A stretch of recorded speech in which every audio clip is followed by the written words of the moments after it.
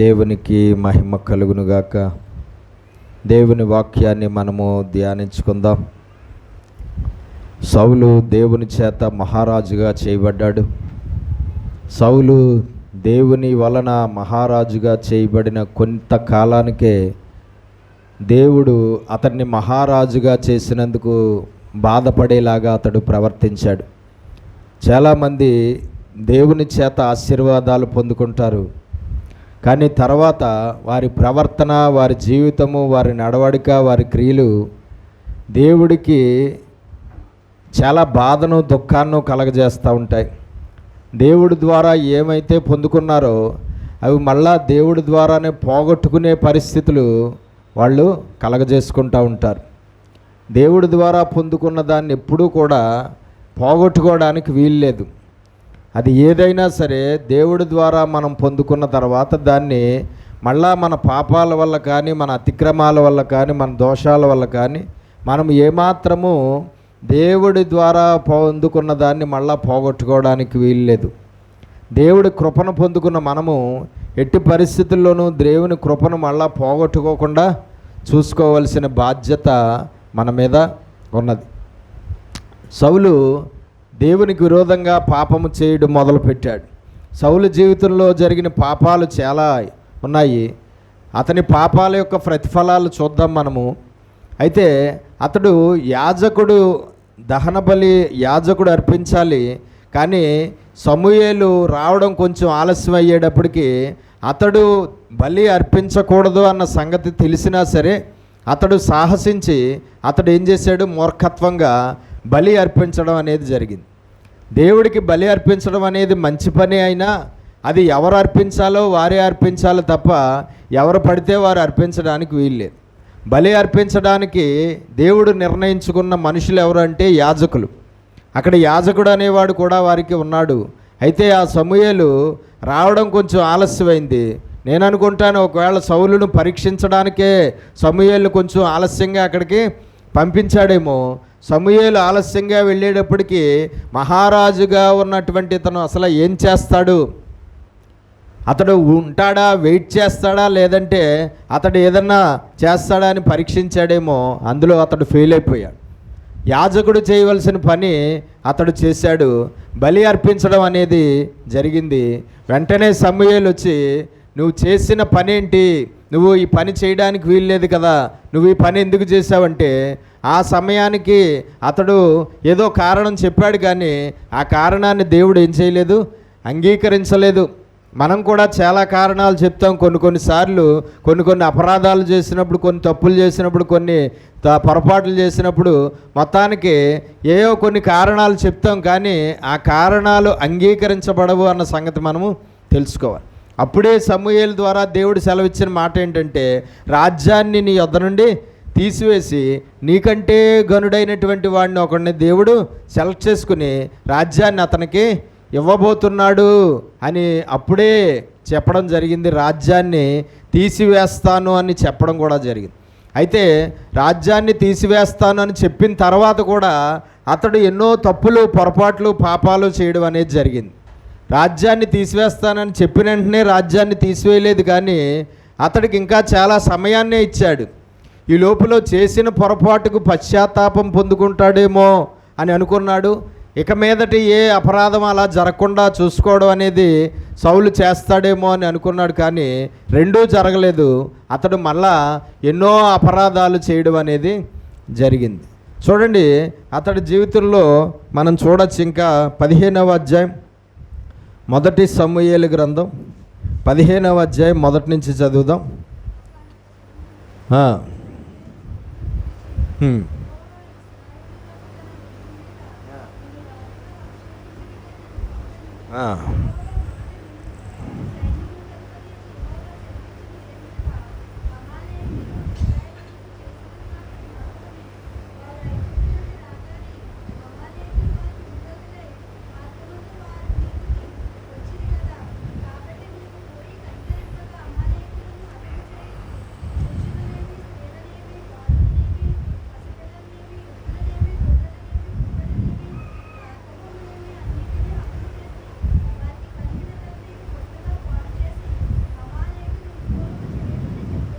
దేవునికి మహిమ కలుగునుగాక. మొదటి సమూయేలు గ్రంథం 15వ అధ్యాయంలో సమూయేలు ద్వారా ఒక ఆజ్ఞ ఇవ్వబడింది. ఎవరికి? సౌలుకి. ఏమంటున్నాడు?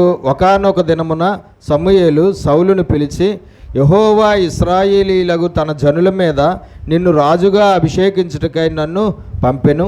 యెహోవా మాట వినుము.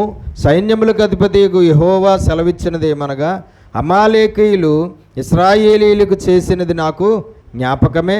వారు ఐగుప్తులో నుండి రాగానే అమాలేకీయులు వారికి విరోధులై మార్గమందు వారి మీదకి వచ్చిరి కదా. దేవునికి స్తోత్రం కలుగునుగా. చూడండి, ఐగుప్తు దేశం నుండి ఇశ్రాయేలీయులు బయలుదేరి కనాను దేశానికి వచ్చే సమయంలో అమాలేకీయులు అనబడినటువంటి ఒక జాతి వారు ఇశ్రాయేలీయులైనటువంటి వారి మీదకి వచ్చి వారితో యుద్ధము చేసి వారిని చాలా బాధ పెట్టడం అనేది జరిగింది. దేవుడు అప్పుడు ఒక నిర్ణయం తీసుకున్నాడు అమాలేకీయుల విషయంలో. భూమి మీద ఈ అమాలేకీయులు అనే జాతిని లేకుండా నాశనం చేసేస్తానని దేవుడు అక్కడ చెప్పడం జరిగింది. ఒకసారి చూద్దాం. నిర్గమాకాండం 17వ అధ్యాయం 8వ వచనం నుంచి చదవండి. నిర్గమాకాండం 17వ అధ్యాయం 8వ వచనం నుంచి చదవండి.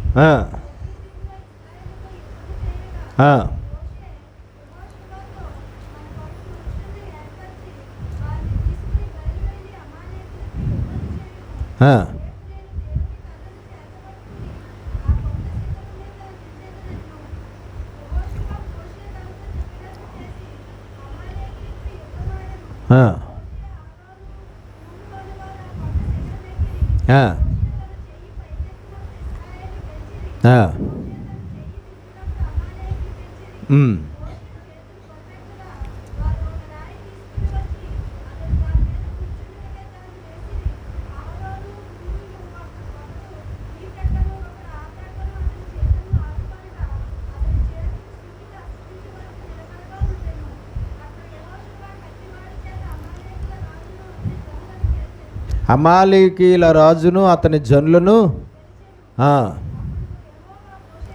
అప్పుడు యెహోవా మోషేతో ఇట్లనెను. ఆ రోజే దేవుడు డిసైడ్ అయ్యాడు అమాలేకీయుల విషయంలో ఒక విషయం. ఆ రోజే దేవుడు ఒక నిర్ణయం తీసుకున్నాడు అమాలేకీయుల విషయంలో. ఏంటి? నేను అమాలేకీయుల పేరు ఆకాశము క్రింద ఉండకుండా బొత్తిగా తుడిచివేయుదును.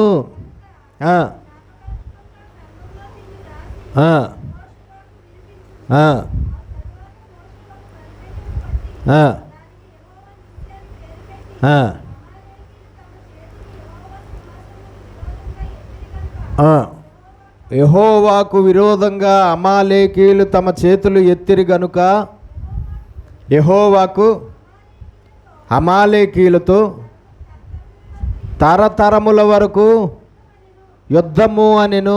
యెహోవాకు అమాలేకీయులతో తరతరముల వరకు యుద్ధము.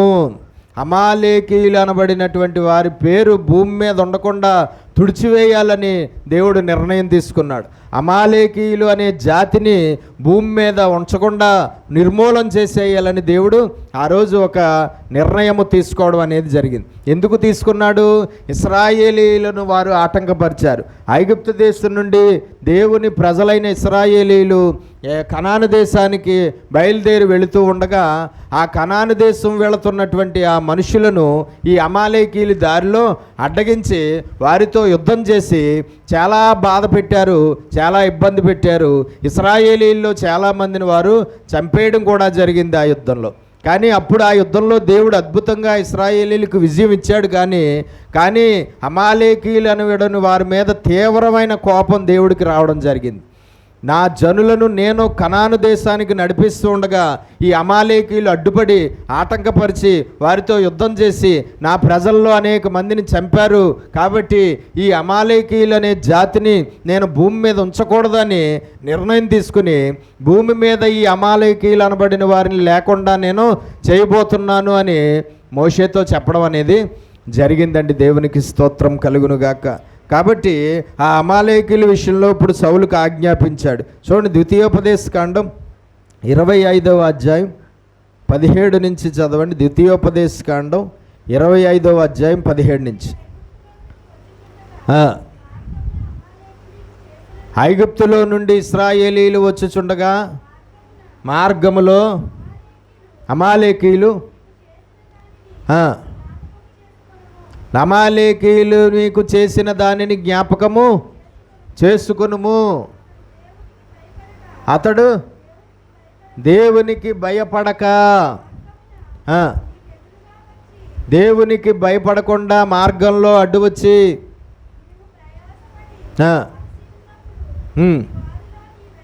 ఇశ్రాయేలీలు ప్రయాణంలో చాలా అలసిపోయి చాలా సొమ్మసిల్లి ఉన్నప్పుడు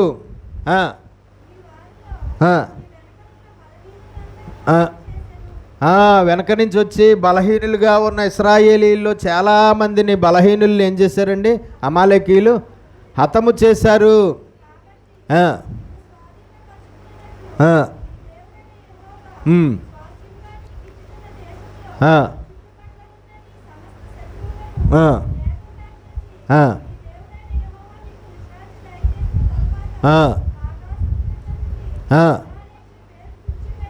మీరు కనాను దేశానికి వెళ్ళిన తర్వాత ఈ కనానీయులు అనబడిన జాతి వారిని అందరినీ కూడా మీరు నాశనము చేసేయాలి. ఈ అమాలేకీయులు అనే జనాంగం భూమి మీద ఉండడానికి వీల్లేదు. వారిని పూర్తిగా నిర్మూలన చేసేయాలి. వారిని, వారి రాజులను, వారి రాణులను, వారి ప్రజలను, ఆడవారిని, మగవారిని, పశువులను అన్నిటినీ కూడా ఇంకా అమాలేకీయులది అనేది ఏది కూడా ఉండడానికి వీల్లేదు, సర్వనాశనం చేసేయాలని దేవుడు ఆజ్ఞాపించడం అనేది జరిగింది. అయితే ఆ తర్వాత అది నెరవేరలేదు. ఇశ్రాయేలీలు కనాను దేశాన్ని స్వాధీనం చేసుకున్నారు. ఇశ్రాయేలీలు కనాను దేశాన్ని స్వాధీనం చేసుకున్నా సరే మరి అమాలేకీయుల్ని ఇశ్రాయేలీలు పూర్తిగా నిర్మూలన చేసేయడం అనేది జరగలేదు. వాళ్ళతో యుద్ధం చేసి వాళ్ళని పూర్తిగా నాశనం చేయడం అనేది జరగలేదు. ఆ తర్వాత యెహోషువ కాలం అయిపోయింది, జరగలేదు.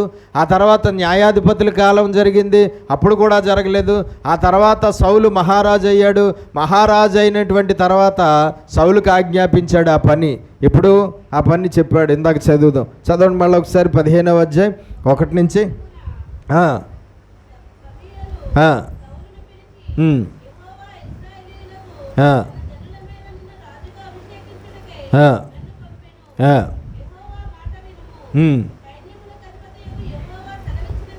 నీకు సెలవిచ్చినదేమనగా దేవుడు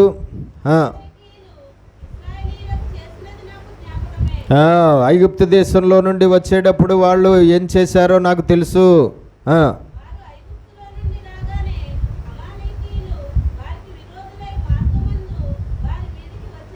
కదా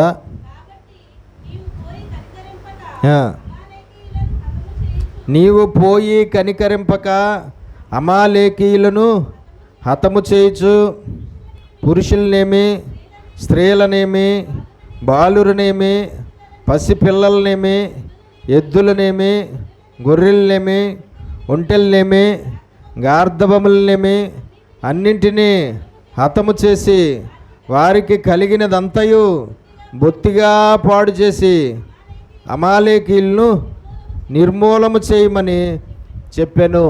దేవుడు ఏ నిర్ణయం అయితే అమాలేకీయుల విషయంలో తీసుకున్నాడో ఆ నిర్ణయాన్ని నెరవేర్చే పని ఎవరికి అప్పగించాడు? ఇప్పుడు సౌలుకి అప్పగించాడు. ఇప్పటికే చాలా కాలం అయిపోయింది, దేవుడు తీసుకున్న నిర్ణయం అమలు అవ్వలేదు.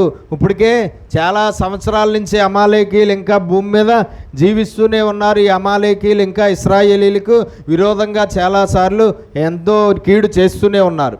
అయితే సౌలు మహారాజు అయిన వెంటనే దేవుడు ఆజ్ఞాపించాడు సౌలుకి, ఇదిగో అమాలేకీయులు అందరినీ నాశనం చేసే, పసిపిల్లలను, శిశువులను, బాలులను, యవనస్తులను, మగాళ్ళని, ఆడోళ్ళని అందరినీ తేడా లేకుండా, కనికరం అనేది వాళ్ళ మీద చూపించకుండా అందరినీ చంపి పాడేసి హతము చేసేయాలి.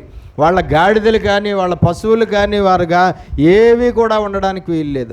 అమాలేకీయులు అనబడిన మనిషి కానీ, అమాలేకీయులు అనబడిన వారి పశువులు కానీ, వాళ్ళ వస్తువులు కానీ ఏవి కూడా ఉంచకుండా సమస్తము నాశనం చేసేయమని సౌలుకి దేవుడు ఆజ్ఞాపించాడు. ఎవరి ద్వారా? సమూయేలు ద్వారా. ఆ విషయంలో ఆయన ఏం చేశాడో చూద్దాం, చదవండి.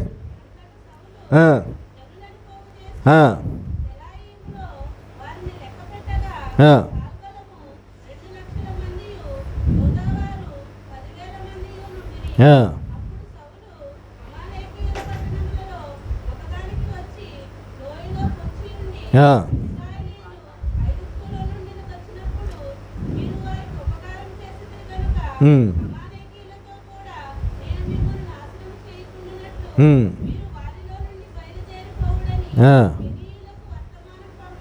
అమాలేకీయులు కెనీయులు అనే ఒక చిన్న జాతి వారు ఉన్నారు.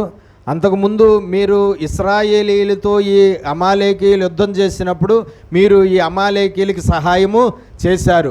ఇప్పుడు వారితో పాటు మిమ్మల్ని కూడా నాశనం చేసేయకుండా ఉండాలంటే ఇప్పుడు మీరు వీళ్ళలో నుండి ప్రత్యేకించబడి మీరు వెళ్ళిపోండి, వీళ్ళకి ఇప్పుడు మీరు ఏ సహాయము చేయడానికి వీల్లేదని కెనీయులకు వర్తమానం ఇచ్చాడు సౌలు. వెంటనే ప్రాణభయంతో ఏం చేశారు? వెళ్ళిపోయారు కెనీయులు అనబడిన వారు.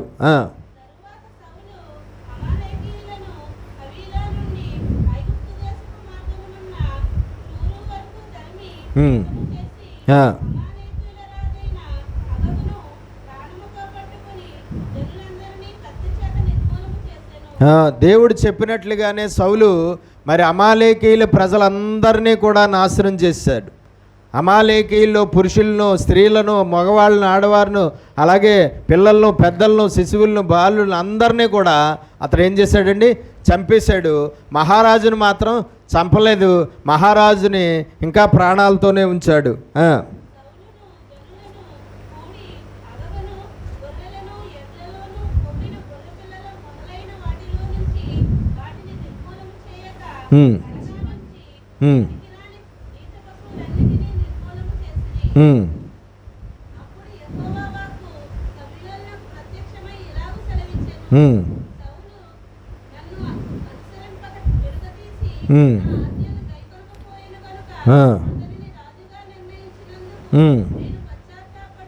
చూడండి, సౌలును జనులను కూడి అగగును అంటే అమాలేకీయుల రాజును గొర్రెల్లోనూ ఎడ్లలోనూ కొవ్విన గొర్రె పిల్లలు మొదలైన వాటిలో నుండి మంచి వాటిని నిర్మూలన చేయక కడగా నుంచి పనికిరాని నీచ పశువులన్నింటినీ నిర్మూలన చేసిరి. అదే సౌలు చేసిన పాపము. ఆ రోజు ఆ విషయంలో సౌలు చేసిన పాపం ఏంటి? రాజును ఇంకా చంపకపోవడం. మహారాజును పట్టుకున్నాడే కానీ, బంధించాడే కానీ మహారాజును చంపలేదు. రెండోది, గాడిదల్లో మంచి వాటిని పక్కన పెట్టాడు. పశువులలో అన్ని రకాలైన పశువుల్లో, గొర్రెల్లోనూ, ఎద్దుల్లోనూ, గాడిదల్లోనూ, గొర్రె పిల్లల్లోనూ మంచి కొవ్విన వాటిని, బాగా ఆరోగ్యంగా ఉన్న వాటిని ఏం చేశాడండి? చంపకుండా పక్కన ఉంచాడు. మహారాజును చంపకుండా పక్కన ఉంచాడు. బలహీనమైన పశువులన్నిటినీ కూడా, రోగంతో ఉన్న అన్నిటినీ కూడా చంపేశాడు. కానీ గొర్రెల్లోనూ, మేకల్లోనూ, ఎద్దుల్లోనూ, గాడిదల్లోనూ, పశువుల్లో, కొన్ని రకాలైన పశువుల్లో కొన్ని వాటిని చంపకుండా వదిలేశాడు. మహారాజును కూడా చంపకుండా ఇంకా ప్రాణాలతోనే ఉంచాడు. అది దేవుని దృష్టికి ఏమైంది? ఒక పాపముగా ఎంచబడింది. ఏం చెప్పాడు దేవుడు? ఆజ్ఞ ఏంటి? రాజుని చంపే, ప్రజలను చంపే, వారి పశువులన్నిటినీ కూడా చంపేయమన్నాడు. కానీ ఇతడు వేరే ఆలోచనతో రాజుని ఇంకా చంపకుండా వదిలేశాడు. పశువుల్లో కొన్ని వాటిల్ని, మంచి వాటిల్ని ఉంచేశాడు. అప్పుడు దేవుడు సమూయేలుతో తెలుపుతున్నాడు ఏమని? అప్పుడు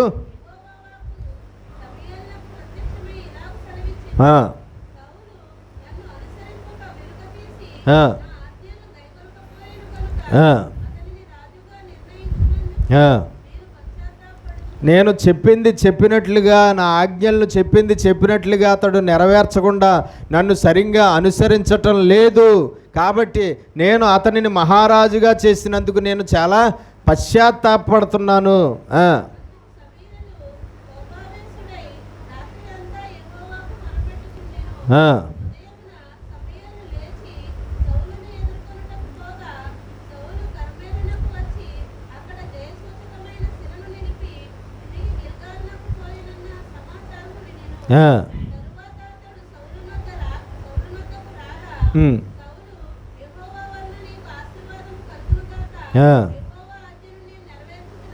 సౌలు అంటున్నాడు సమూయేలుతో, ఇదిగో నేను దేవుడిచ్చిన ఆజ్ఞను పెర్ఫెక్ట్గా నెరవేర్చాను. కానీ పెర్ఫెక్ట్గా నెరవేర్చాడా? పెర్ఫెక్ట్గా నెరవేర్చలేదు, కానీ అంటున్నాడు నేను దేవుడిచ్చిన ఆజ్ఞను నెరవేర్చాను అంటున్నాడు.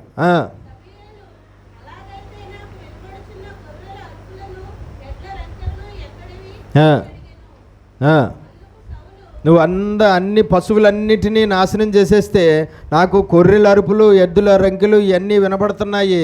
ఈ పశువుల రంకెలు, పశువుల అరుపులు ఎక్కడవి? ఆ పశువులు ఎక్కడవి అని అడిగాడు.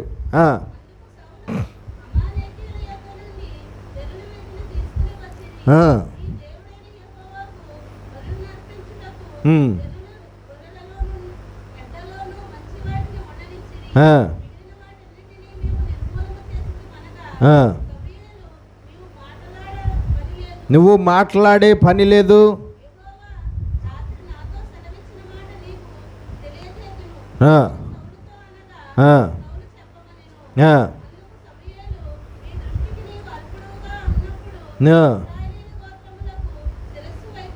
నువ్వు చాలా అల్పుడుగా ఉన్నప్పుడు ఇశ్రాయేలీల ప్రజల మీద నిన్ను మహారాజుగా చేసి నిన్ను శిరస్సుగా దేవుడు చేశాడు.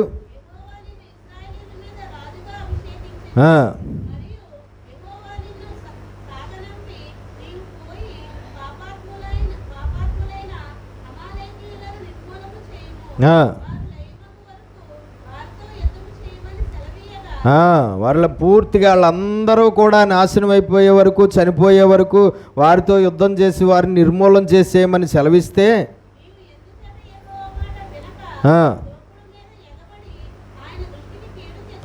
నువ్వు ఎందుచేత యెహోవా మాట వినలేదు? దోపుడు సొమ్ము మీద ఎందుకు నువ్వు ఎగబడి ఆయన దృష్టికి కీడు చేశావు? మహారాజుని ఎందుకు చంపలేదు? మహారాజు దగ్గర నుంచి ఏది ఆశించి, మహారాజు నుంచి ఏది ఆశించి నువ్వు అతన్ని చంపలేదు?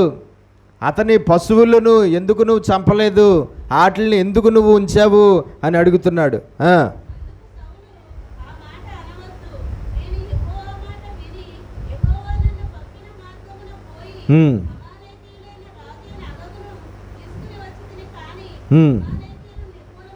రాజుని మాత్రం చంపలేదు, కానీ అమాలేకీలు అందరినీ చంపేశాను అంటున్నాడు.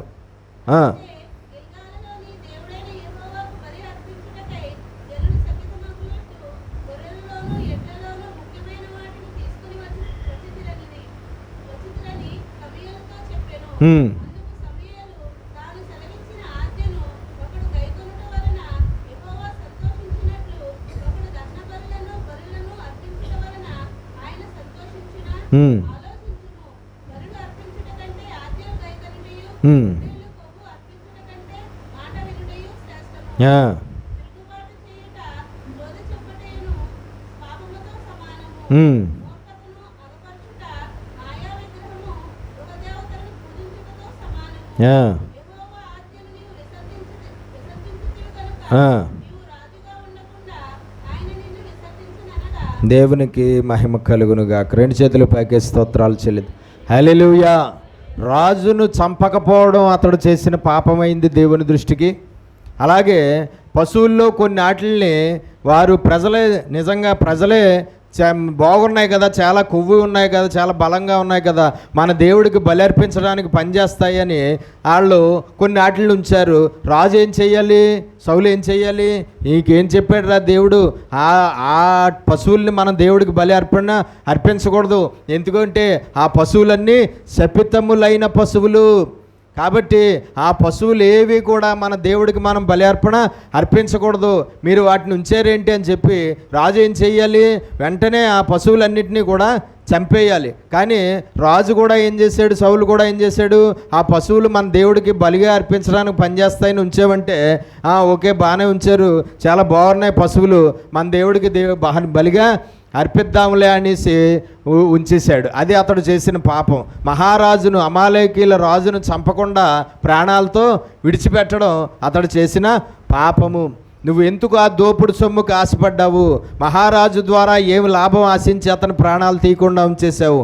ఆ శపితములైనటువంటి పశువుల్ని దేవుడికి అర్పించడానికి ఎలాగా సిద్ధపడ్డావు? కాబట్టి నువ్వు చేసింది పాపము. దేవుడు ఆజ్ఞను అతిక్రమించి నువ్వు చేసింది పాపము. పాపం అంటే ప్రత్యేకంగా వేరే చెయ్యక్కర్లేదు. దేవుడు మనకు ఏది చెప్పాడో చెప్పింది చెప్పినట్లుగా చెయ్యకపోవడమే పాపము. దేవుడు ఏది ఆజ్ఞాపించాడో ఆజ్ఞాపించింది ఆజ్ఞాపించకుండా సరిగ్గా నెరవేర్చకపోవడమే పాపము. కాబట్టి దేవుడి దృష్టికి సౌలు చేసింది పాపం అయిపోయింది. అప్పుడు అంటున్నాడు, నువ్వు దేవుని ఆజ్ఞలను అనుసరించకుండా యెహోవాను విసర్జించితివి గనుక నిన్ను రాజుగా ఉండకుండా ఆయన తీసివేస్తున్నాడు అని చెప్తున్నాడు. ఏమంటున్నాడండి అక్కడ? చదవండి ఒకసారి. యెహోవా ఆజ్ఞను నీవు విసర్జించితివి గనుక నీవు రాజుగా ఉండకుండా ఆయన నిన్ను విసర్జించదనగా, నేను జనాలకు జడిసి వారి మాట వినినందున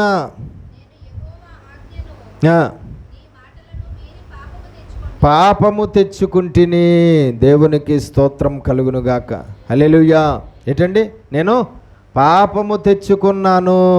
కాబట్టి సౌలు చేసిన పని ఆ రోజు ఏం చేయింది? పాపమయ్యింది. చూడండి, దేవుడు ఆజ్ఞాపించింది ఆజ్ఞ యాజ్ ఇట్ ఈజ్గా నెరవేర్చాలి. దేవుడు సంఘానికి ఎన్నో ఆజ్ఞలు ఇచ్చాడు. ఆ ఆజ్ఞలన్నీ ఖచ్చితంగా చెప్పింది చెప్పినట్లుగా మనం ఏం చేయాలి? ఆచరించాలి. అలాగే పర్సనల్గా కూడా మనకి ఎన్నో ఆజ్ఞలు ఇస్తాడు దేవుడు. ఆయన చెప్పింది చెప్పినట్లుగా చెయ్యాలి. సగం సగం నెరవేర్చడం, సగం సగం మానేయడం అనేది కరెక్ట్ కాదు. మన ఆలోచనతో మన తలంపుతో దేవుడి ఆజ్ఞలను మనం కరెక్ట్గా నెరవేర్చకపోతే అదే దేవుని దృష్టికి ఏమవుతుంది? పాపము అవుతుంది. అదే దేవుని సృష్టికి ఏమవుతుంది? పాపం అవుతుంది. నువ్వు మహారాజువైనా సరే అది పాపం, మహారాణివైనా సరే అది పాపం.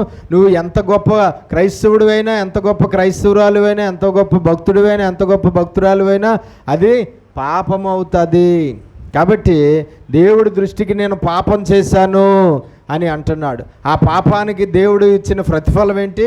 మహారాజుగా ఉండకుండా దేవుడు అతన్ని విసర్జించేశాడు.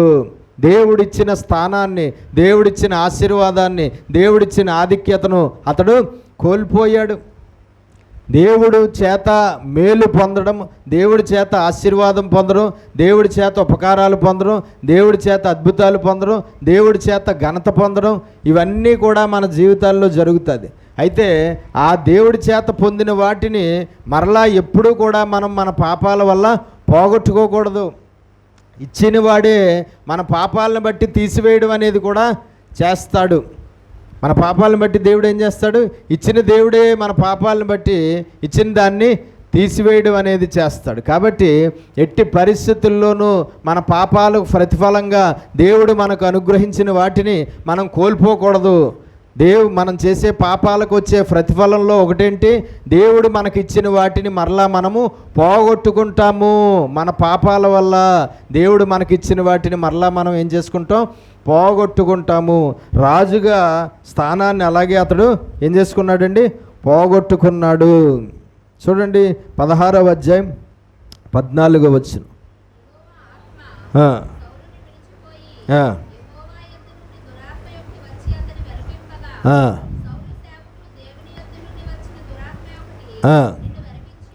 సౌలు చేసిన పాపాలను బట్టి దేవుని ఆత్మ అతనిలో నుంచి బయటికి వెళ్ళిపోవడం అనేది జరుగుతూ వచ్చింది. దేవుని ఆత్మ అతనిలో నుండి వెళ్ళిపోవడం అనేది జరిగింది. మన పాపాలకు ప్రతిఫలంగా మనము దేవుని యొక్క ఆత్మను పోగొట్టుకుంటాము. మన పాపాలకు ప్రతిఫలంగా మనము దేవుని యొక్క అభిషేకాన్ని పోగొట్టుకుంటాము అన్న సంగతి తెలుసుకోవాలి. దేవుడి చేత, దేవుని ఆత్మచేత నింపబడ్డం, దేవుని ఆత్మచేత నడిపించబడ్డం, దేవుని ఆత్మచేత అభిషేకించబడ్డం చాలా ప్రాముఖ్యమైన విషయాలు.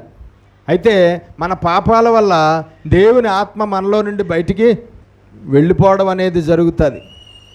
మన పాపాల వల్ల దేవుని ఆత్మ మనలో నుండి బయటికి వెళ్ళిపోయి దురాత్మలు మనలోనికి రావడం అనేది జరుగుతుంది. సౌలు పాపాన్ని బట్టి దేవుడు విధించిన శిక్ష ఏంటంటే దేవుని ఆత్మను తీసివేశాడు, దురాత్మను అతనిలోనికి పంపాడు. దేవుడు ఆత్మను ఇచ్చింది ఆయనే, తీసివేసింది ఆయనే, దురాత్మను మళ్ళీ అతనిలోనికి పంపించింది కూడా ఆయనే. అక్కడ రాయబడి ఉంటుంది ఏంటి? దేవుని యొద్ద నుండి దురాత్మ ఒకటి వచ్చి, యెహోవా యొద్ద నుండి దురాత్మ ఒకటి వచ్చి అతనిని వెరిపింపగా. ఎక్కడి నుంచి వచ్చింది ఆ దురాత్మ? దేవుని యొద్ద నుండి. ఎవరి పర్మిషన్తో వచ్చింది? దేవుడి పర్మిషన్తోనే ఆ దురాత్మ వచ్చింది. మన పాపాలను బట్టి దేవుని ఆత్మను మనం పోగొట్టుకుంటాం. మన పాపాలను బట్టి దేవుని అభిషేకాన్ని మనం పోగొట్టుకుంటాం. మన పాపాలను బట్టి దేవుని ఆత్మ పోయి దురాత్మల లోపలికి వచ్చేస్తాయి. మన పాపాలను బట్టి దేవుడే దానిలో ఉన్న దేవుని ఆత్మను బయటికి తీసివేసి మనలో ఉన్న ఆత్మను తొలగించి దురాత్మలను పంపిస్తాడు లోపలికి. ఎవరు? దేవుడే. మన పాపాల వల్ల దురాత్మలు మన శరీరాల్లోనికి వచ్చి మనల్ని విరిపిస్తాయి. మన పాపాల వల్ల దేవుని ఆత్మ మనలో నుండి బయటికి వెళ్ళిపోతుంది. దేవునికి స్తోత్రం కలుగునుగాక. కాబట్టి ఎట్టి పరిస్థితుల్లోనూ అలాంటి పాపాలు మనం చేసి దేవుని ఆత్మను పోగొట్టుకోకూడదు. దేవుని ఆత్మను పోగొట్టుకుని దురాత్మల చేత మనము నింపబడకూడదు. దురాత్మలు మనల్ని పట్టి విరిపించేలాగా మన పాపాలు ఉండడానికి వీల్లేదు. దేవునికి మహిమ కలుగునుగాక. కాబట్టి చాలాసార్లే మనకు తెలుసు, చాలాసార్లే దురాత్మ ఒకటి వచ్చి ఎవరిని విరిపించడం అనేది జరిగేది? సౌలుని విరిపించడం అనేది జరిగేది. దేవుడు అతని పాపాన్ని బట్టి ఆ పరిస్థితి అతనికి కలగజేశాడు. సౌలు పాపాలను బట్టి, సౌలు తప్పులను బట్టి దేవుని ఆత్మను తీసివేసి దురాత్మను చాలాసార్లు అతని శరీరంలోనికి పంపించి అతన్ని ఆ దురాత్మ ద్వారా విరిపించడం, బాధ పెట్టడం, ఆ దురాత్మ ద్వారా హింసించడం అనేది దేవుడు చేశాడు. మళ్ళా అప్పుడే అదే దేవుడు మళ్ళా దావీదును వాడుకుని దావీదు ద్వారా మళ్ళా ఆ దురాత్మను అప్పటికప్పుడే వెళ్ళగొట్టడం అనేది కూడా దేవుడు చేసిన దాఖలాలు మనకి కనబడుతున్నాయి. 23వ వచనం చదవండి. 16వ అధ్యాయం 23వ వచనం.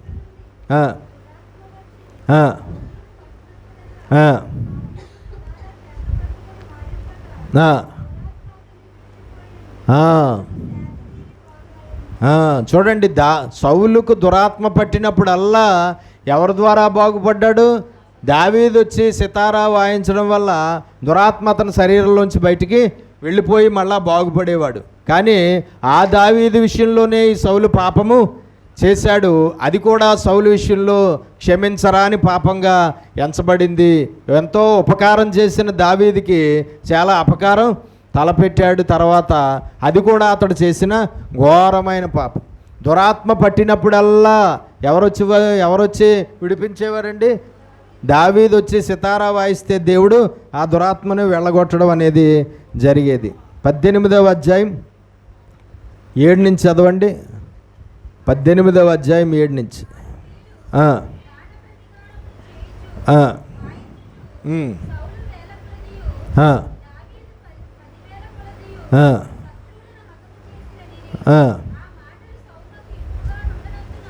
ఇంపుగా ఉండనందున సౌలు 1000 కొలది చంపారు శత్రువులను, దావీదు 10,000 కొలది శత్రువులను చంపాడు అని స్త్రీలు పాటలు పాడితే ఆ పాట ఎవరికి నచ్చలేదు? ఉండనందున గహు కోపము తెచ్చుకుని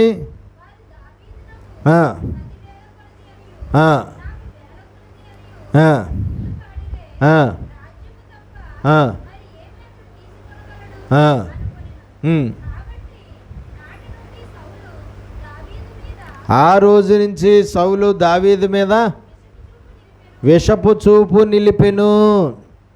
ఆ రోజు నుంచి దావీదు మీద సౌలు విషపు చూపు నిలిపెను. అది కూడా సౌలు జీవితంలో చేసిన మహాఘోరమైన పాపముగా ఎంచబడింది. దావీదు మీద అసూయపడి దావీదుని ఆ స్త్రీలు పొగడడం నచ్చక దావీదు మీద విషపు చూపు చూపించాడు. దావీదుని ప్రేమించడం మానేశాడు. దావీదు ద్వారా జరిగిన ఉపకారాన్ని మర్చిపోయాడు. దావీదు దెయ్యం పట్టినప్పుడల్లా సౌలును విడిపించినది ఎవరంటే దావీదే. గొలియాతు లాంటోడు మహానుభావుడు అక్కడ ఉండి ఇచ్చేస్తే, ఛాలెంజ్ చేస్తే ఆ గొలియాతును చంపి ఫిలిస్తీన్ని యుద్ధంలో నాశనం చేసి ఆ గొప్ప విజయం ఇశ్రాయేలీలకు వచ్చేలాగా చేసింది ఎవరు? దావీదే.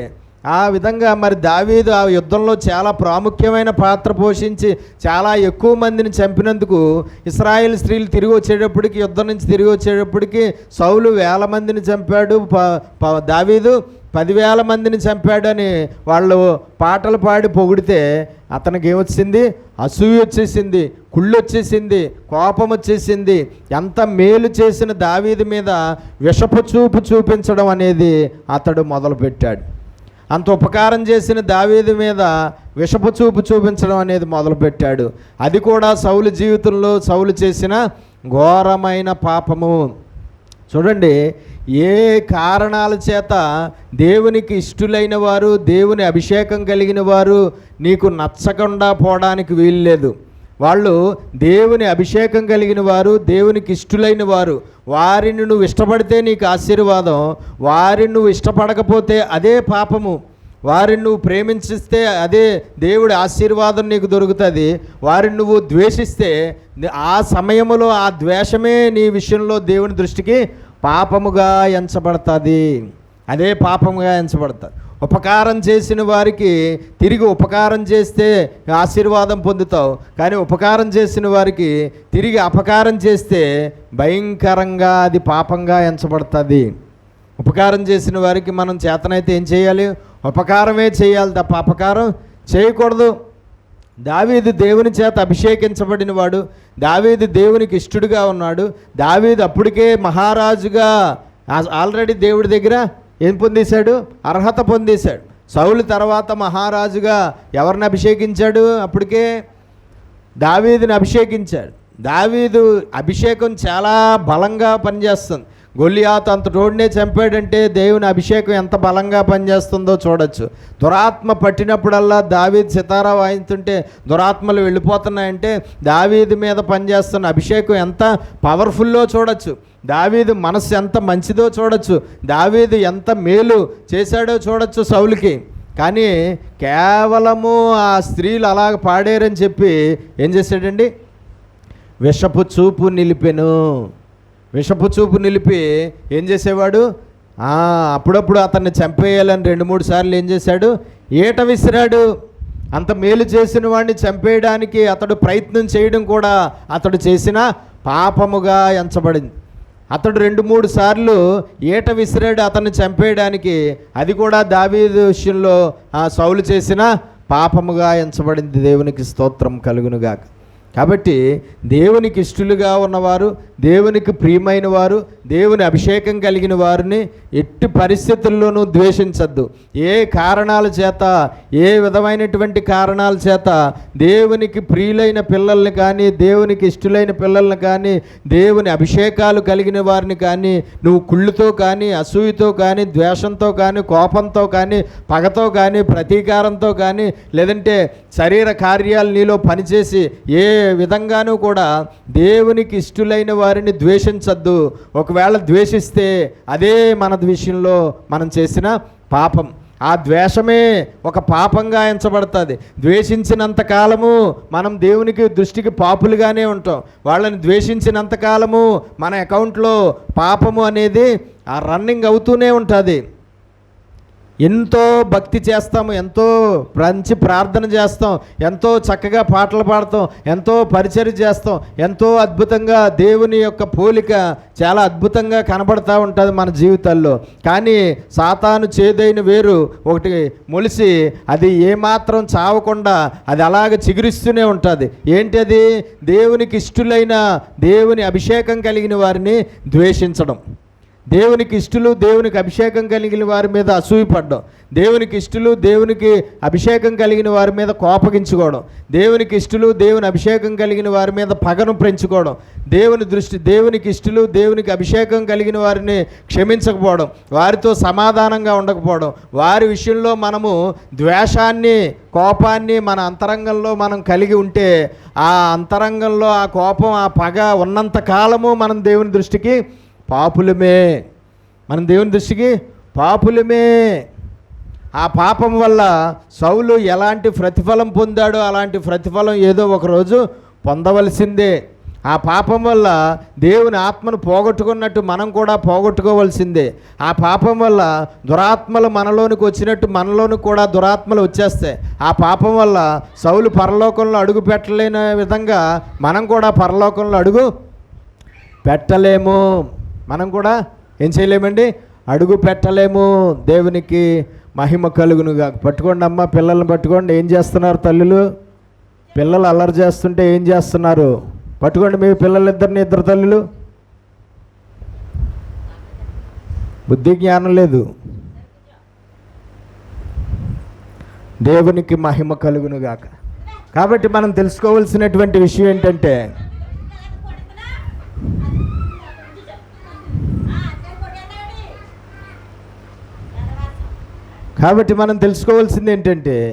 ఏ మాత్రము కూడా మనం అలాంటి పాపము చేయడానికి వీల్లేదు. ఏ మాత్రం కూడా అలాంటి పాపములు మన ద్వారా జరగడానికి వీల్లేదు. ఆ ద్వేషమే పాపంగా ఎంచబడుతుంది, ఆ కోపమే పాపంగా ఎంచబడుతుంది, ఆ విషపు చూపు చూపడమే పాపంగా ఎంచబడుతుంది. ఆ విషపు చూపుతో, ఆ పగతో, ఆ కోపంతో మనం వారి పట్ల ప్రవర్తించే ప్రవర్తనే, వారి పట్ల చేసే క్రియలే పాపాలుగా ఎంచబడతాయి దేవుడికి. మనకు అయ్యే ఇన్ని పాపాలుగా ఎంచబడ్డాయని తెలీదు. ఆ కోపంతో, ఆ పగతో, ఆ ద్వేషంతో మనం వారి విషయంలో ప్రవర్తిస్తున్న ప్రవర్తన పాపాలుగా నీ అకౌంట్లో పడిపోతున్నాయని మనకి తెలీదు, మనం గుర్తించం. కానీ అవన్నీ అకౌంట్లో పాపాలుగా రెడీ అయిపోతూ ఉంటాయి, పాపాలుగా అవన్నీ కూడా రాయబడుతూ ఉంటాయి. ఆ పాపాలకు ప్రతిఫలము ఎంతటి వాడైనా, మహారాజంత సౌలంతటి వాడే ఆ పాపాలకు ప్రతిఫలము అనుభవించవలసి వచ్చింది. మనము కూడా అటువంటి పాపాలు చేస్తే మనము కూడా ఆ పాపాలకు ప్రతిఫలాన్ని అనుభవించక తప్పదు.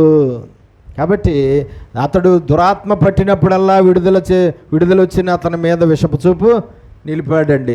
చదవండి 19వ అధ్యాయం 9-10 వచనాలు. 19, 9, 10.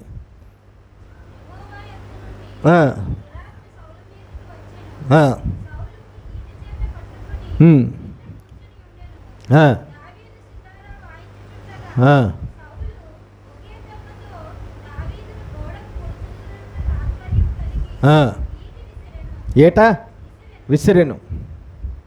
అలాగా ఒకసారి కాదండి, ఆ పని ఎన్నిసార్లు చేశాడు? 2-3 సార్లే చేశాడు.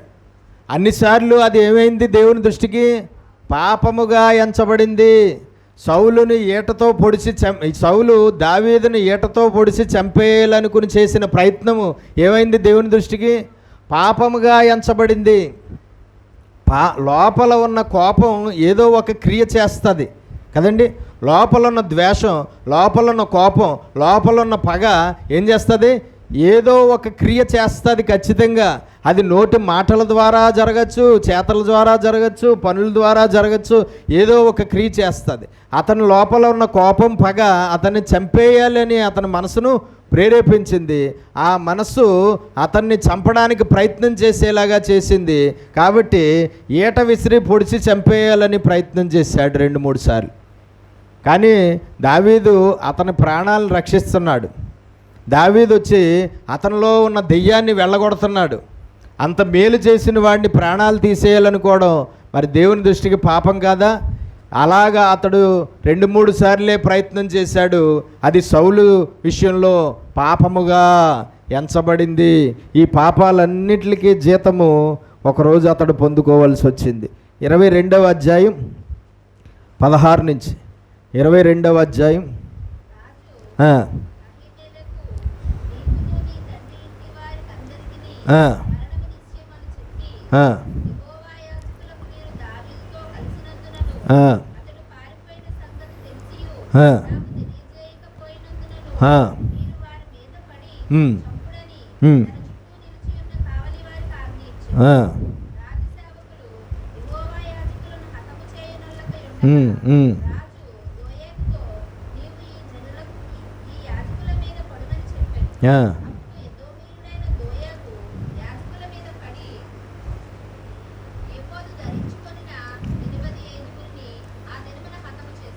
ఎనభై 85 మంది యాజకులను హతము చేసెను.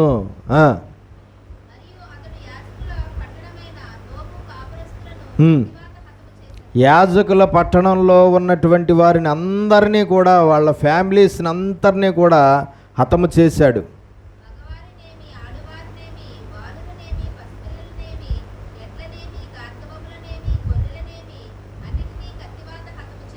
హత్తివాత హతము చేసెను. సౌలు జీవితంలో జరిగిన మరొక ఘోరాతి ఘోరమైన పాపం ఏంటంటే 85 మంది యాజకులను అతడు చంపించేయడం. సౌలు దావీదుని చంపడానికి ప్రయత్నాలు చేస్తూనే ఉన్నాడు. దావీదు పారిపోయాడు. అయితే దావీదుని ఎక్కడ దొరికితే అక్కడ పట్టుకుని చంపేయాలని చాలా ప్రయత్నాలు చేస్తూనే వచ్చాడు. దావీదుకి దేవుడు సహాయం చేస్తున్నాడన్న సంగతి తెలుసు కూడా దావీదుని చంపాలనే ప్రయత్నం అతడు ఆపలేదు. అదే అతడు చేసిన ఘోరాది ఘోరమైన పాపం. అయితే ఆ ప్రయత్నంలో దావీదు ఒకానొక సమయంలో యాజకులు నివసిస్తే పట్టణానికి వెళ్ళి యాజకులతో మాట్లాడి యాజకులను కలుసుకుని యాజకులు పెట్టిన ఆహారాన్ని తిని వెళ్ళాడు అని తెలిసింది. యాజకుల దగ్గరికి వచ్చాడు దావీదు. యాజకులు ఆహారం పెట్టారు. యాజకులు ఆహారం పెడితే తిన్నాడు. ఆ తర్వాత ఇక్కడి నుంచి వెళ్ళిపోయాడు. ఈ యాజకులు నీకు చెప్పలేదు అని తర్వాత ఇన్ఫర్మేషన్ అందించింది. ఎవరికండి? సౌలుకి. సౌలు వెంటనే బలగాన్ని వేసుకుని వచ్చేసాడు. యాజకుల పట్టణంలో యాజకులు ఎవరైతే ఉన్నారో వాళ్ళందరినీ అడిగాడు. అడిగితే నిజమే ప్రభువా, కానీ నీకు అతనికి విరోధం అన్న సంగతి మాకు తెలీదు. నీ దగ్గర మంచి ఉద్యోగం చేస్తున్నవాడుగా మాకు తెలుసు. చాలా మంచి పేరు సంపాదించుకున్నాడు కదా, మా దగ్గరికి రావడం నిజమే. కానీ నువ్వు అతన్ని చంపడానికి ప్రయత్నం చేస్తున్నావు అని ఏమీ మాకు తెలీదు. నీకు విరోధిగా ఉన్నాడని మాకు తెలీదు. వచ్చాడు, అతనితో పాటు ఇంకా కొంతమంది వచ్చారు. నన్ను సౌలే పంపించాడు ఏదో పని మీద అని చెప్పాడు. అయితే ఆకలిగా ఉన్నాడు, ఆకలితో ఉంటే ఆహారం పెట్టమంటే మేము దేవుడికి అర్పించినట్టు రొట్టెలు ఏవైతే తీసివేసినవి ఉంటావో అవి పెట్టడం జరిగింది. అతడు తిన్నాడు, అంతే తప్ప ఆ తర్వాత వెళ్ళిపోయాడు. అంతే తప్ప మాకేమీ తెలీదు. మేము కావాలని అతన్ని దాచిపెట్టడం కానీ లేదంటే అతన్ని ఇచ్చేయడం కానీ మేము చేయలేదని యాజకులు చెప్పినా సరే ఏమాత్రము కూడా వాళ్ళ మాట వినలేదండి. వినకుండా ఏం చేశాడు? ఇదిగో ఈ యాజకులందరినీ చంపేయండి అని చెప్పి ఆజ్ఞాపిస్తే పనోళ్ళు ఎవరు రాలేదు, సైనికులు ఎవరు కూడా రాలేదు. ఎందుకంటే చంపమని చెప్తుంది మామూలు వాళ్ళని కాదు, ఎవరిని? యాజకుల్ని. అది ఎంత ప్రమాదమో ఎంత పాపమో వాళ్ళకి తెలిసి వాళ్ళు రాలేదు. అప్పుడు ఇన్ఫర్మేషన్ ఇచ్చిన దోయాగు అనేవాడు ఉన్నాడు కదా, ఆ యోయాగునే ఒరే నువ్వు వెళ్ళి ఆ 85 మంది యాజకుల్ని చంపేయంటే కత్తి తీసుకుని 85 మంది యాజకుల్ని ఏం చేశాడండి? చంపేశాడు. 85 మంది యాజకులనే కాదు, పట్టణంలోకి వెళ్ళి వాళ్ళ ఫ్యామిలీ మెంబర్స్ని అందరినీ కూడా మొత్తం ఆడవాళ్ళని మగవాళ్ళని ఆ పిల్లల్ని పశువుల్ని శిశువుల్ని యవనస్తుల్ని బాలుర్ని వాళ్ళ ఫ్యామిలీ మెంబర్స్ని అందరినీ కూడా చంపించేశాడు. ఎవరు? సౌలు. అది దేవుని దృష్టికి మహాఘోరమైన పాపంగా ఎంచబడింది. సేవకుల జోలికి వెళ్తే దేవుడు ఊరుకోడు, యాజకుల జోలికి వెళ్తే ఊరుకోడు, వాళ్ళ ఫ్యామిలీల జోలికి వెళ్తే ఊరుకోడు. ఎంతటి వాడినైనా సరే దేవుని సేవకుల జోలికి వెళ్తే ఎట్టి పరిస్థితుల్లోనూ వారిని విడిచిపెట్టడం అనేది జరగదు.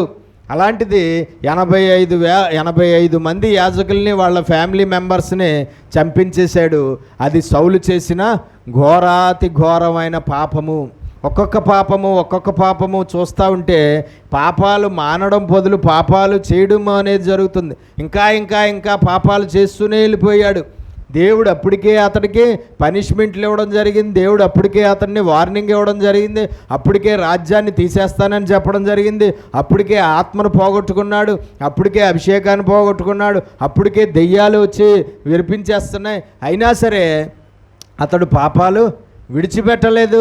అతడు చేసే పాపాలు అతడు ఏ మాత్రము కూడా విడిచిపెట్టకుండా అతడు ఎన్ని పాపాలు ఒకదాని తర్వాత ఒకటి చేయడం మొదలుపెట్టాడు. ఈ యాజకుల్ని చంపించడం కూడా చాలా పెద్ద ఘోరాతి ఘోరమైన పాపంగా ఎంచబడింది. 28వ అధ్యాయం 7-8 వచనాలు.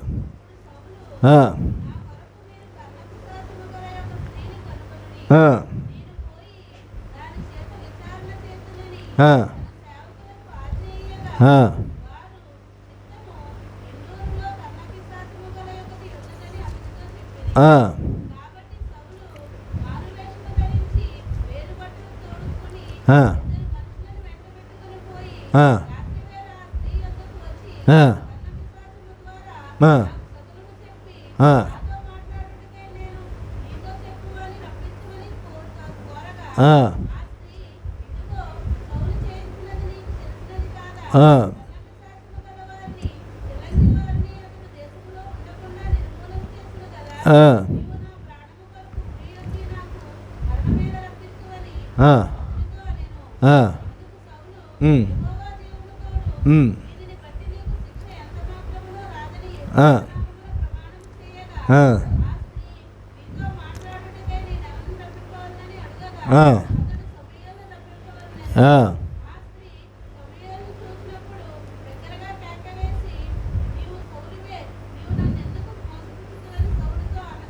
ఆ, ఆ, ఆ,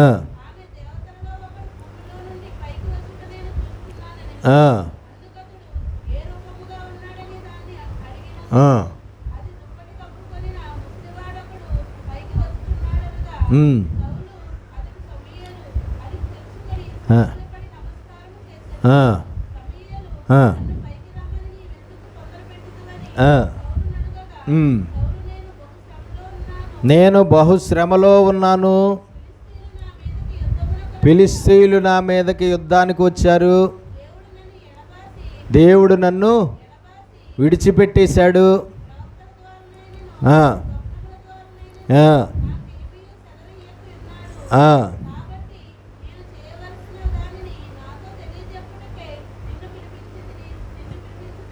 దేవుడు దృష్టికి మనం పాపాలు చేస్తే దేవుడికి మనసుకి ఏ కాంటాక్ట్స్ అయితే ఉన్నాయో ఆ కాంటాక్ట్స్ ఏమైపోతాయి, కట్ అయిపోతాయి. దేవునికి విరోధంగా మనం పాపాలు చేసినప్పుడు దేవుడు మనల్ని ఎడబాసేస్తాడు.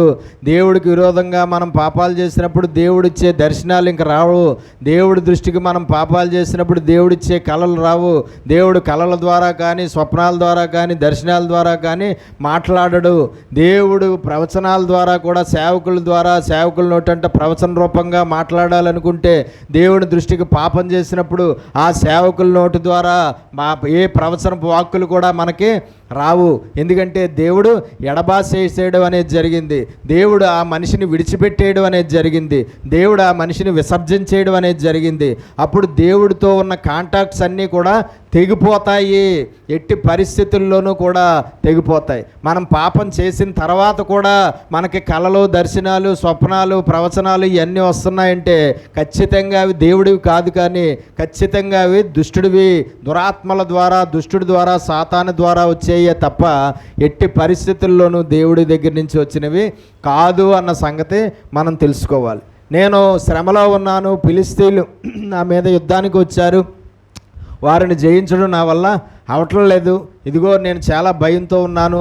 కళ్ళ ద్వారా మాట్లాడలేదు, దేవుడు నన్ను ఎడబాసేశాడు. స్వప్నాల ద్వారా మాట్లాడలేదు, దర్శనాల ద్వారా మాట్లాడలేదు, ఏ ప్రవక్తల నోటి ద్వారా ప్రవచన రూపంలో కూడా మాట్లాడలేదు. అందుకనే ఈ కర్ణపిశాచి దగ్గరికి వచ్చాను.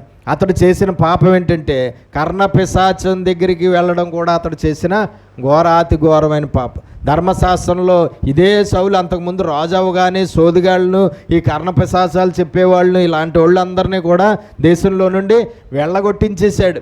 అలాంటిది మళ్ళా ఆ కర్ణపిశాచం గల దాని దగ్గరికి మారువేషంలో వచ్చి, మారువేషంలో అతడు ఆమెను ఆశ్రయించడం కూడా, కర్ణపిశాచిని ఆశ్రయించడం కూడా దేవుని దృష్టికి అతడు చేసిన ఘోరమైన పాపముగా ఎంచబడింది. దేవునికి స్తోత్రం కలుగునుగాక. ఏంటండి, ఘోరమైన పాపంగా ఎంచబడింది. ఆ సమూయేలు వచ్చాడు, ఏమని చెప్తున్నాడు అప్పుడు సమూయేలు? చదవండి.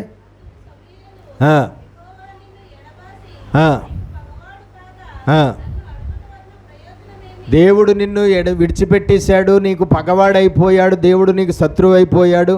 ఇప్పుడు నన్ను అడగడం వల్ల ప్రయోజనం ఏంటి అంటున్నాడు.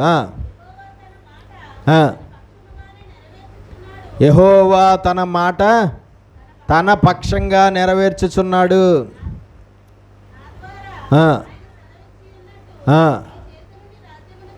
నీ చేతి నుండి రాజ్యాన్ని తీసివేసి నువ్వు ఎవరినైతే చంపడానికి శతవిధాల ప్రయత్నం చేశావో ఇంతకాలం, అదే దావీదుకి ఆ రాజ్యాన్ని ఇచ్చి ఉన్నాడు.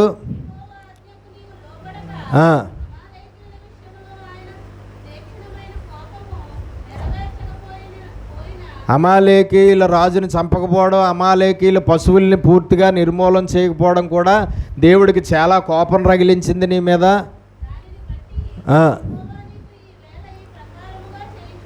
కాబట్టి ఈ పాపాలన్నిటినీ బట్టి ఈరోజు నీకు చేయబోతున్నది ఏంటంటే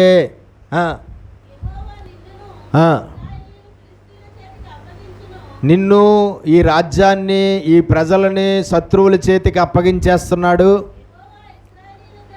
ఆ, ఆ. రేపు నువ్వు నీ కొడుకులు కూడా యుద్ధంలో చచ్చిపోబోతున్నారు. రేపు నువ్వు నీ కొడుకులు కూడా రేపు శత్రువులతో జరిగే యుద్ధంలో మీ ప్రాణాలు కోల్పోబోతున్నారు.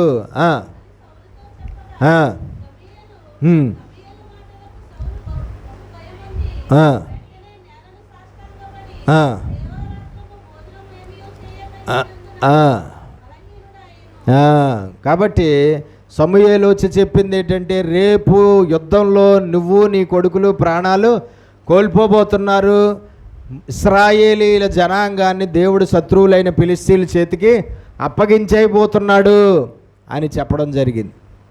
నువ్వు చేసిన పాపాలు ఇవన్నీ, ఈ పాపాలను బట్టి నీ దేవుడు నిన్ను శిక్షిస్తున్నాడు, రాజ్యాన్ని తీసివేస్తున్నాడు.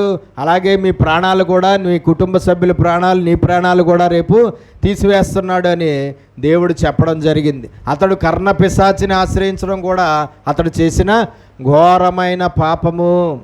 కర్ణపిశాచిని ఆశ్రయించడం కూడా అతడు చేసిన ఘోరమైన పాపముగా ఎంచబడింది. కాబట్టి తర్వాత అతడు ప్రాణాలు కోల్పోయాడు. 18, 19 చదవండి. అదే 28వ అధ్యాయంలో.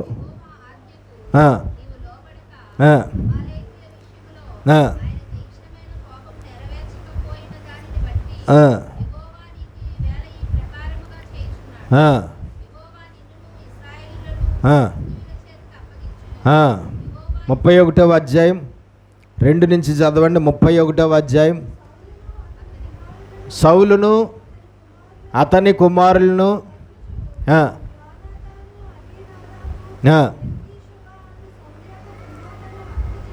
శతము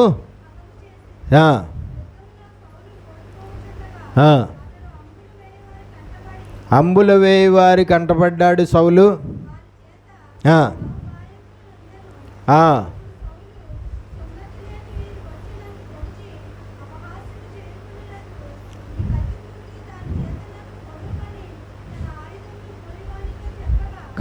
శత్రువులు బాణాలు విసిరితే ఆ బాణాలు తగిలిస్తాయి సౌలుకి. ఆ బాణాల దెబ్బలకు చాలా గాయాలైపోయి అప్పుడు ఇంక నేను చచ్చిపోబోతున్నాను అని అర్థమైపోయింది. అయితే సున్నతి లేని శత్రువుల చేతుల్లో పడి నేను సావడం కన్నా అతని పనోడు ఉన్నాడు, అతని ఆయుధాలు మోసేవాడు, నువ్వే ఒక కత్తి తీసుకుని నన్ను చంపేరా అని చెప్పి అతడు కత్తులు మోస్తున్న పనోడితో చెప్తున్నాడు సౌలు. చెప్పగా అతడు మహారాజు కాబట్టి ఏమాత్రం తన పనోడు చంపలేదు సౌలుని.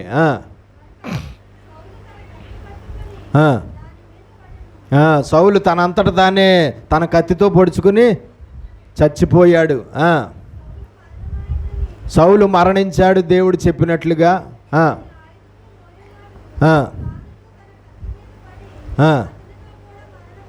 అతనితో కూడా మరణమాయెను.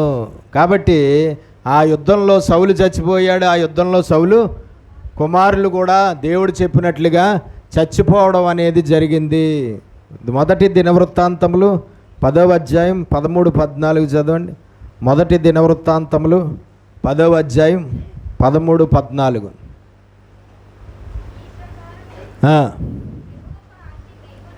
ఈ ప్రకారము సౌలు యెహోవా ఆజ్ఞ గైకొనక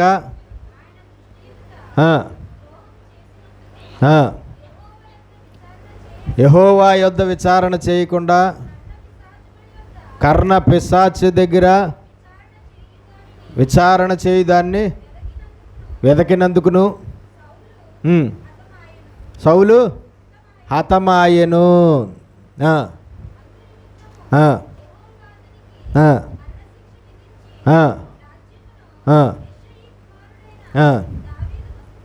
దావీదు వశము చేసెను.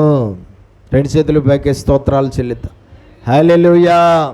కాబట్టి దేవుడు చెప్పినట్లుగా సౌలు చేసిన పాపాలను బట్టి రాజ్యాన్ని తీసివేయడం జరిగింది. సౌలు చేసిన పాపాలను బట్టి ఆత్మను తీసివేయడం జరిగింది.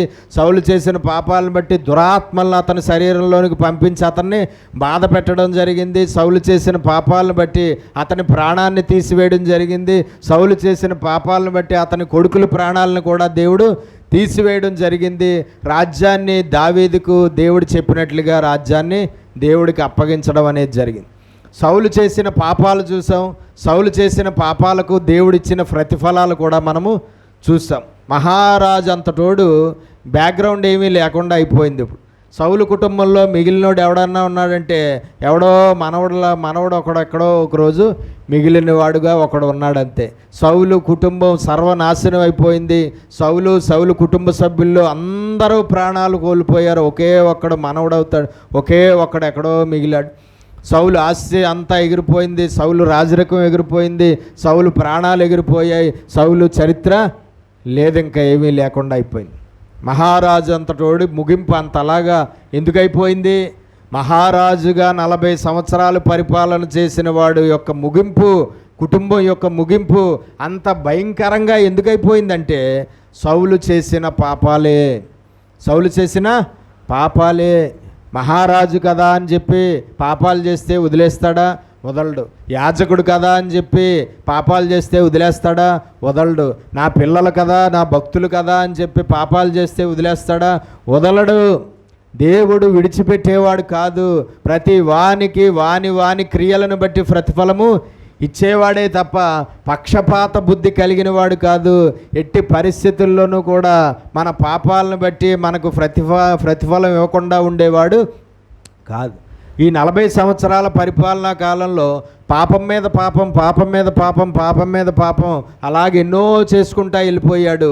ఆ అన్ని పాపాలకు ముగింపు అతని ప్రాణాలు, అతని కుటుంబ సభ్యుల ప్రాణాలు ఎగిరిపోయాయి. శత్రువుల చేతుల్లో యుద్ధంలో వారి ప్రాణాలు పోగొట్టుకోవడం జరిగింది. రాజ్యాన్ని పోగొట్టుకోవడం జరిగింది. తర్వాత చాలా దారుణంగా సౌలు చరిత్ర అయిపోయింది. 40 సంవత్సరాలు పరిపాలన చేసిన మహారాజు చరిత్ర చచ్చిపోయిన తర్వాత కూడా అసలు ఎలాగుండాలి? చచ్చిపోయాక కూడా ఎలాగుండాలి? చాలా గొప్పగా ఉండాలి. కానీ ఉందా? లేదు. కాబట్టి మనం తెలుసుకోవాల్సింది ఏంటంటే సౌలు పాపాలకు దేవుడు విధించిన ప్రతిఫలము మనము చూడడం అనేది జరిగింది. కాబట్టి మనం తెలుసుకోవాలి, ఎట్టి పరిస్థితుల్లోనూ మన పాపాల వల్ల మనము దేవుడిచ్చిన వాటిని మనం మళ్ళా పోగొట్టుకోకూడదు. మన పాపాల వల్ల దేవుడిచ్చిన ఆత్మను పోగొట్టుకోవడానికి, అభిషేకాన్ని పోగొట్టుకోవడానికి వీల్లేదు. మన పాపాలను బట్టి దురాత్మలు దేవుడు పంపించి మనల్ని వెరిపిస్తాడు. అలాంటి పరిస్థితులు మనం తెచ్చుకోవడానికి వీల్లేదు. మన పాపాలను బట్టి మన ప్రాణాలు దేవుడు తీసివేస్తాడు. అలాంటి పరిస్థితి తెచ్చుకోవడానికి వీల్లేదు. మన పాపాలను బట్టి మన పిల్లల ప్రాణాలు, మన కుటుంబాల ప్రాణాలు కూడా ఎగిరిపోయే పరిస్థితులు వస్తాయి. అలాంటి పరిస్థితి తెచ్చుకోవడానికి వీల్లేదు. మన పాపాలను బట్టి దేవుడు మనల్ని ఎడబాసేస్తాడు, విడిచిపెట్టేస్తాడు. ఎట్టి పరిస్థితుల్లోనూ మనం పాపాలు చేసి దేవుడు మనల్ని విడిచిపెట్టేసేలాగా ఉండడానికి వీల్లేదు. మన పాపాలను బట్టి ఆపత్కాలంలో దేవుడిని మనము విచారణ చేస్తే మనకు సమాధానం దొరకదు. మన పాపాలను బట్టి మనము అనేక పాపాలు చేసాం, శ్రమ వచ్చింది, శోధన వచ్చింది, దేవా తట్టుకోలేకపోతున్నాను కాపాడు విడిపించని ప్రార్థన చేసినా కాపాడో విడిపించడు. దేవా రోగం వచ్చింది, చచ్చిపోయేలాగా ఉన్నాను, స్వస్థపరచు ప్రభువా అన్నా స్వస్థపరచడు. దేవా నీ శ్రమ తట్టుకోలేకపోతున్నా, నీ బాధ తట్టుకోలేకపోతున్నా, నీ కష్టం తట్టుకోబోతున్నా, నాతో మాట్లాడు ప్రభువా, కళల ద్వారా నాతో మాట్లాడు ప్రభు అంటే అంతకుముందు ఎన్నో కళ్ళ ద్వారా నీతో మాట్లాడేవాడు. కానీ నీ పాపాలను బట్టి కళ్ళ ద్వారా నీతో మాట్లాడడం మానేస్తాడు. అంతకుముందు ఎన్నో దర్శనాల ద్వారా నీతో మాట్లాడేవాడు. నీ పాపాలను బట్టి ఆ దర్శనాలు కూడా నీకు ఇవ్వడం మానేస్తాడు. దర్శనాల ద్వారా దేవుడు మాట్లాడడం మానేస్తాడు. అంతకుముందు తన సేవకుల్లో ఉండి నీతో మాట్లాడేవాడు. కానీ నీ పాపాలను బట్టి సేవకుల్లో ఉండి కూడా ప్రవచనం రూపంగా నీతో మాట్లాడడం మానేస్తాడు. వాక్యంలో నుండి మాట్లాడు ప్రభు అంటే వాక్యం ద్వారా కూడా మాట్లాడడం మానేస్తాడు. ఎందుకంటే నీకు ఆయనకి ఉన్న రిలేషను కట్ అయిపోయింది. ఎప్పుడైతే కట్ అయిపోయిందో ఇంకా ఆయన దగ్గర నుంచి నీకు ఏ సమాచారము దొరకదు, ఏ మెసేజ్ దొరకదు, ఏ దర్శనము దొరకదు, ఏ విధమైన సహాయం దొరకదు, ఏ ఉపకారం దొరకదు, ఏ మేలు దొరకదు. సహాయం కోసం వేడుకున్నాడు కానీ సహాయం దొరికిందా? యుద్ధంలో దొరకలేదు. కానీ ఏం దొరికింది? మరణం దొరికింది. ఏం దొరికింది? మరణం దొరికింది. అతడు ఒక్కడైనా మరణం పొందింది కాదు, అతని కుటుంబ సభ్యులందరూ కూడా మరణము పొందుకోవలసి వచ్చింది, రాజ్యాన్ని పోగొట్టుకోవలసి వచ్చింది. కాబట్టి మన పాపాలు ఒక్కొక్కసారి మనకు చాలా ఘోరాతి ఘోరమైన ప్రతిఫలాలు తెచ్చిపెడతాయి. ఖచ్చితంగా మనం నలుగుడికి మన పాపాలే కారణం, మనం అనుభవిస్తున్న రోగాలకు మన పాపాలే కారణం, మనం అనుభవిస్తున్న శ్రమలకు మన పాపాలే కారణం, మనం అనుభవిస్తున్న కరువుకు మన పాపాలే కారణం, మనం అనుభవిస్తున్న శోధనకు మన పాపాలే కారణం, మనం అనుభవిస్తున్న కష్టాలకు మన పాపాలే కారణం అన్న సంగతి ఎట్టి పరిస్థితుల్లోనూ మర్చిపోవద్దు. మంచి చేసేవాడు దేవుడు, చెడు చేసేవాడు దుష్టుడు అని ఎప్పుడూ అనుకోవద్దు. దేవుడు ఆశీర్వాదాలు ఇస్తున్నాడు, దుష్టుడు కష్టాలు పెట్టేస్తున్నాడు, దుష్టుడు శాపాలు పెట్టేస్తున్నాడు, దుష్టుడు శ్రమలు పెట్టేస్తున్నాడు అని అనుకోవద్దు. సాతాను శోధించేస్తున్నాడు అనే మాట వాడుకైపోయింది క్రైస్తవులకి. శోధన వచ్చింది అంటే అది ఎవరి ద్వారా వచ్చిందనే అభిప్రాయం. సాతాను వల్ల శోధన వచ్చేసింది. శోధన వచ్చిందంటే, శ్రమ వచ్చిందంటే, కష్టం వచ్చిందంటే, బాధ వచ్చిందంటే ఎవరు నలిపేస్తున్నారని చెప్తారు. మళ్ళీ వీళ్ళు క్రైస్తవులు ఎవరు నలిపేస్తున్నారంట? సాతాను నలిపేస్తున్నాడండి, దుష్టుడు నలిపేస్తున్నాడండి, సాతాను చిత్రవత చేసేస్తున్నాడండి, సాతాను తొక్కేస్తున్నాడండి, సాతాను ఇచ్చేసేస్తున్నాడండి. కానీ ఏమీ కాదు, జరుగుతున్నవన్నీ దేవుడి వలన జరుగుతున్నాయి. వచ్చినవన్నీ దేవుడి దగ్గర నుంచి వచ్చాయి. వచ్చినవన్నీ నీ పాపాలను బట్టి, నా పాపాలను బట్టి వచ్చినవన్నీ దేవుడి దగ్గర నుంచే వచ్చాయి తప్ప సాతానుడి దగ్గర నుంచి వచ్చాయి అనుకోవడం మన మూర్ఖత్వం అంతే. ఖచ్చితంగా అది కేవలం మన అజ్ఞానం మాత్రమే, అవివేకం మాత్రమే. సాతానుడు అనేవాడు కూడా దేవుడి పర్మిషన్ లేకుండా నిన్ను టచ్ చేయలేడు, నిన్ను ముట్టలేడు, నీ కీడు కలగజేయలేడు, నీకు చెడు కలగజేయలేడు, నీకు హాని కలగజేయలేడు. ఆయనకి దేవుడే పర్మిషన్ ఇస్తాడు ఎన్నోసార్లు మన పాపాలను బట్టి. ఫుట్బాల్ ఆడేసుకోరా అని చెప్పి అప్పగించేస్తాడు. అప్పుడు వాడు ఫుట్బాల్ ఆడేసుకుంటాడు. కానీ ఆడంతటాడు దేవుని బిడ్డల్ని ముట్టడానికి సరిపోడు. కాబట్టి మనం తెలుసుకోవాల్సింది ఏంటంటే సౌలు యొక్క పాపాల యొక్క ప్రతిఫలాలు మనము చూడడం అనేది జరిగింది. కాబట్టి మనం ఎట్టి పరిస్థితుల్లోనూ మన పాపాలను బట్టి అలాంటి ప్రతిఫలాలు పొందుకోకుండా జాగ్రత్త పడాలి. మన పాపాలను బట్టి మహారాజులు అంతటోళ్ళకే అలాంటి ప్రతిఫలాలు దొరికితే మనమెంత అన్న సంగతి తెలుసుకోవాలి. మన పాపాలను బట్టి యాజకులు అంతటోళ్ళకే అంత ఘోరమైన ప్రతిఫలాలు వస్తే మనం ఎంత అన్న సంగతి మనము తెలుసుకోవాలి. మన దేవుని దృష్టికి విరోధంగా మనం పాపాలు చేస్తే మన పాపాల ప్రతిఫలాలు మనం అనుభవించక తప్పదు. మన పాపాల ప్రతిఫలాలు మనం అనుభవించక ఎట్టి పరిస్థితుల్లో నుండి మనం దేవుడి చేతుల్లో నుండి తప్పించుకోవడం అనేది జరిగే పని కాదు అన్న సంగతి మనం మర్చిపోకూడదు.